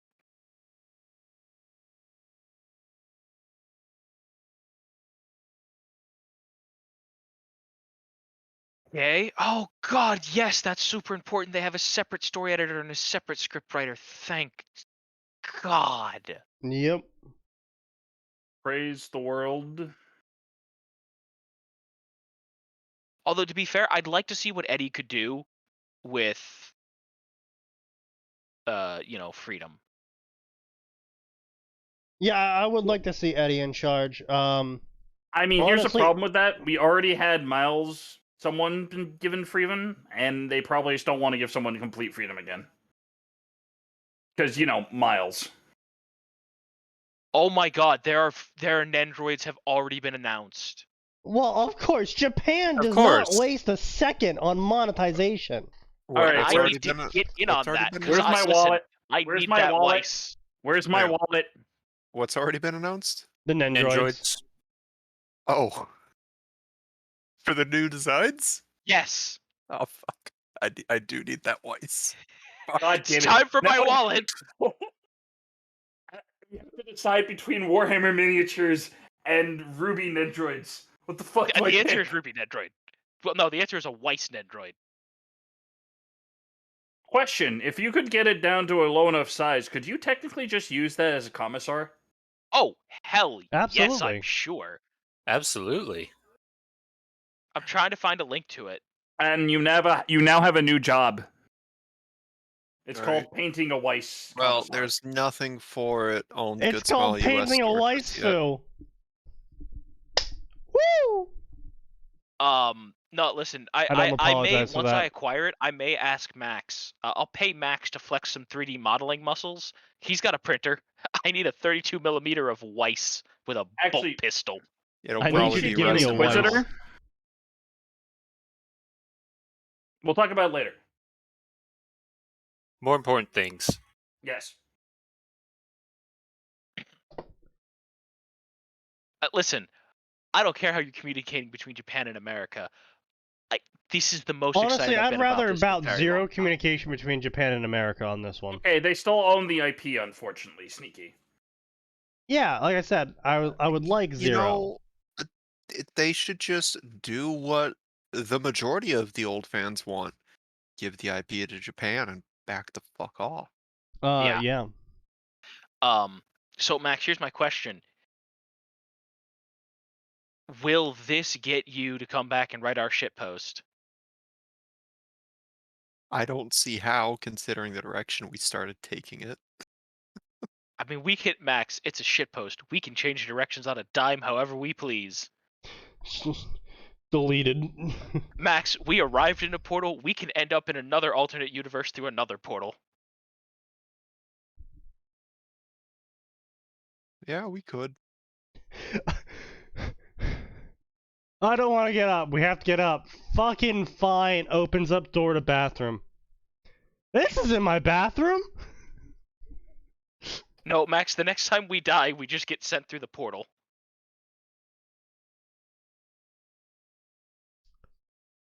Yeah, Blake's gun looks actually usable now. It looks like a gun. Yeah, my biggest issue. Koyasu working in this? My biggest issue with Gamble Shroud in the 3D animation is it was literally just a Glock with the katana blade glued to the top of it, and when it would fold Sneaky, backwards we know. For her to fire it, it was Sneaky. We know. Sneaky, the people at Rooster Teeth didn't know what a gun looks like, despite living in Texas. Well, yeah, I don't know how they don't. I'm pretty sure that's one of those things where Monty was like, all right, what assets have I bought / downloaded that I could just reuse for this? Ah, perfect. Glock. Okay, glue this katana on. Time to kit bash. I'm pretty sure that's what some of his stuff was. That's fair. Does not surprise.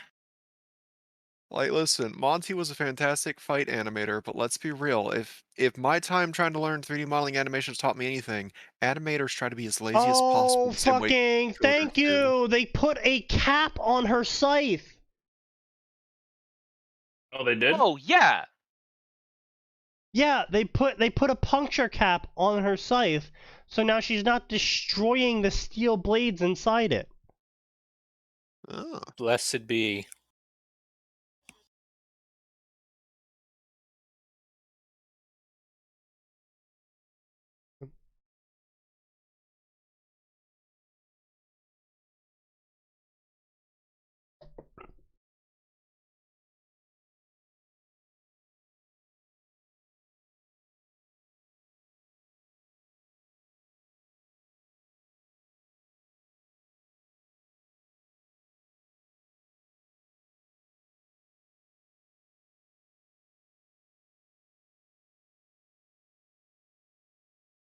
Oh my god, this is like I'm actually excited for Ruby again. Also, Yeah. come on, let's get you know what, Bandai? Get some promotion in there. Let's get some 40k. Alright, let's see if Bandai is able to talk Rooster Teeth into Blake letting redemption them arc. stick it on one of their YouTube channels, because that has proven super yes. successful for Gundam. Also, Pedro, believe it or not, you can take completely like homemade models to 40k. You just have to get them looked at by the team for like they won't let you come in with an entire 3D printed army, but if you have like an ultra customized figure, but it's still apparent what it's supposed to be, like for instance, that outfit looks enough like a commissar that someone will be able to look at it and go, that is a commissar. Especially if I give it a bolt pistol and a chainsword, or bolt pistol and a power sword. I now have to keep an eye out for Figma scale figure on Pop-Up Parade for that version of Wise to see which one is like the best option. Also, Sneaky. Yeah. The Lena Figma is currently available on Good Smile. Yeah, I can't do anything about that. Look, man, I have to still move. I do not have permanent employment yet. I don't have a place to live yet. I'm not able to buy things. That is fair. Yeah. Lendell's a fucking maze. It's not really, actually. Hang on, we got announcements coming in, boys. Yep.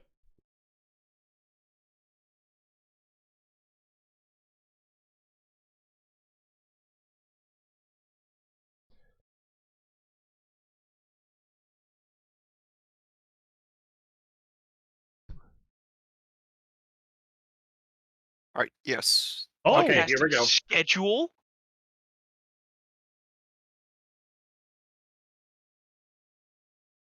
She's 2002. Oh! Mother. Fuck you, Bandai. Okay.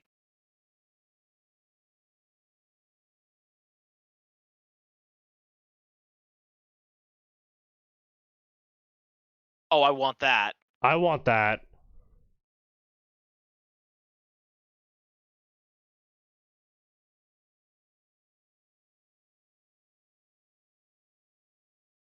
So tomorrow on the official animation site, they're going to announce the schedule. Yeah. Posters Japan only, boys. Oh, balls. Unfortunate. Here we go, pop-up. Oh, pop-up. All right, perfect. What the fuck is that Blake outfit? She has a tail. Hey, God, look, at least she doesn't have zippers. I love this. All of them are, like, prepared for some sort of battle. And then there's Ruby, ready to hit the hills. Yeah, Ruby's just ready to hit the mountain. Fuck this hero shit, man. I love Weiss it. Weiss is like 2 seconds away from executing someone. Yang's Weiss is 2 seconds away from either executing someone or calling in a barrage. Blake looks like she's about to go into an S&M session, and Ruby's just like, fuck this shit, I'm hitting the mountains. Blake's gonna pop her collar. Oh, and there's wow, they're getting pop-ups and adorable! Nendoroids. That is really it's good adorable. smile. Good smile. Well, I hope you guys like paying like $150 for this shit. I'm not paying anything. Well, I know you aren't. You're poor. No, these are probably gonna cap out at like $60, maybe $70, depending on the accessories they give them. Don't forget the fact that you have to ship it overseas, which adds another $60 to it. That's why I no, said like Smile has a US-based store. Shipping will be $10. Yeah. Oh yeah, I forgot about that. They told me. Gray says they told me I was too young to be a huntress, so thus I'm gonna hit the slopes. Wait, shush. Wow. We're getting a proper manga too. Look at that art. I like it. Oh, and Katakawa got their hands on it. Oh, we might see an actual Ruby collab thing with Hololive then. Because Katakawa does a lot of Oh boy. Did you guys catch Crony and Callie doing the manga reading? Yes. I heard about it. That was god tier. Wait, Oh, Ruby had to go prepare something. Oh boy. Oh no. It's gonna be the scythe. It's gonna be the scythe. I'm calling it. What did you do? It's gonna be the scythe. It's not the scythe. Oh, she gonna sing? Oh, she is. It's possible she does do singing.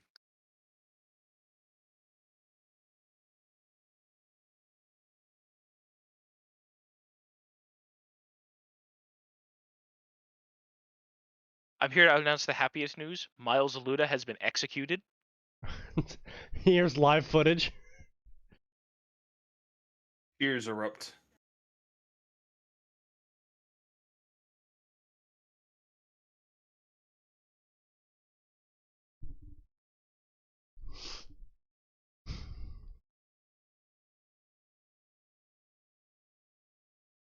Oh, yeah. She's singing the OP.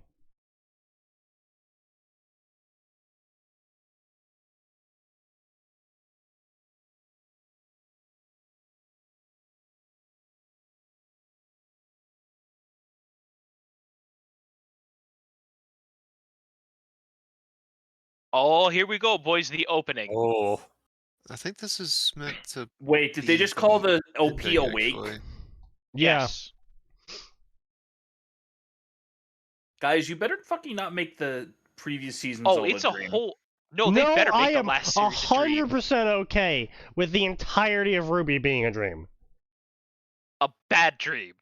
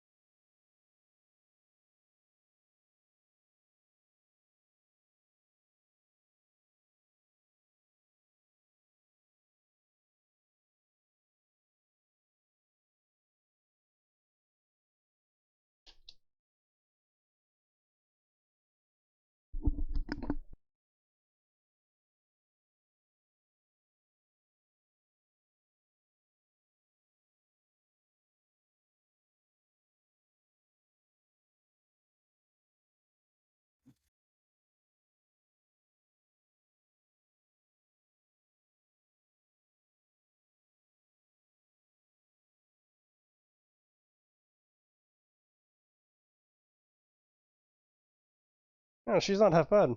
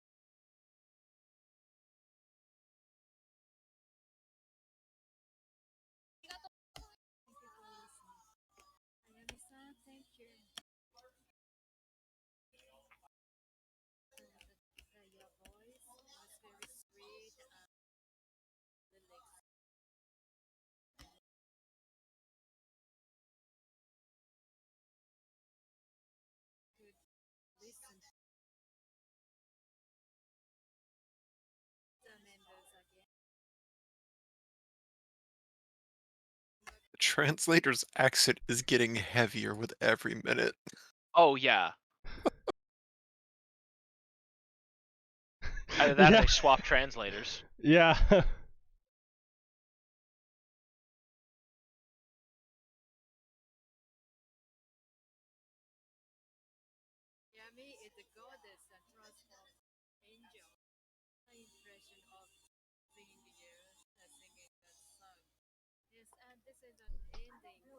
It would be substantially better if they had just had Ruby awaken at Beacon and everything from Volume 3 onwards was a bad dream.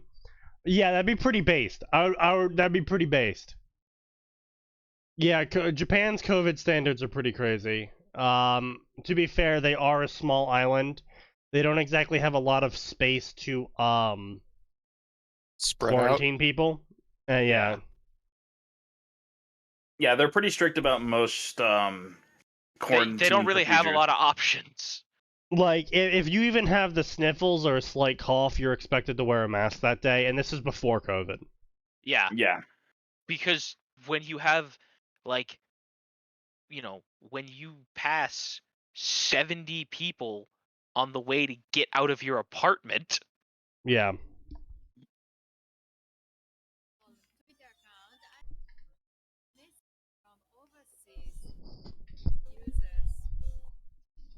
Uh-oh.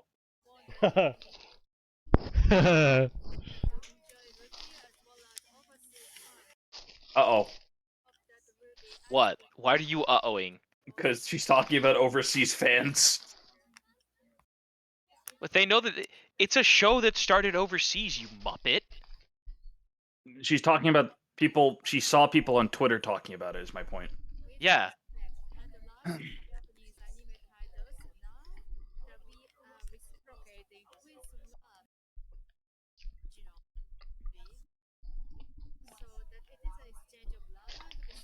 It seems like either whoever's managing their Twitter is really good at it, or they just know what the good stuff, or they know how to ignore it.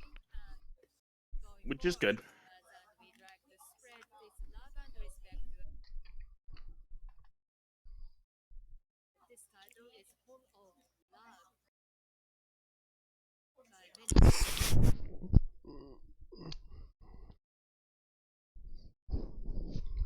Yeah.